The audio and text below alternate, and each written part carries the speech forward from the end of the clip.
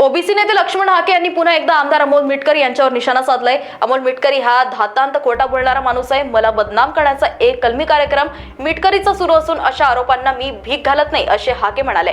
तर मिटकरी गरदूला भुरटा माणूस असून अब्रू नुकसानीचा दावा दाखल करू, मात्र तो 5 ते 10 रुपयांचा असेल असे देखील हाके यांनी म्हटले। हा माणूस डोक्यानं सरकलेला माणूस आहे, त्यामुळं त्यांनी जे आरोप केलेले आहेत ते आरोप धांदात खोटे असून एक राजकीय आम्ही जे काही ओबीसी VJNT शोषित वंचितांचे प्रश्न उपस्थित केले या महाराष्ट्राच्या राज्यकर्त्यांसमोर, त्याचं त्यांच्याकडे उत्तर नाही आहे। त्यामुळं मला वैयक्तिक डॅमेज करणं, बदनाम करणं हा एवढा एककलमी कार्यक्रम त्या अमोल मिटकरींचा आहे।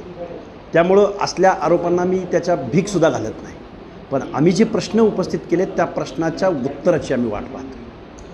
दावा दाखल करायला टाकू आपण, पण तो अगदी 5-10 रुपयाचा असेल, कारण तो एकदम गरदुळला भरटा माणूस आहे। 10 रुपयाचा अब्रू नुकसानीचा दावा आमचे कार्यकर्ते त्याच्यावर दाखल करतात।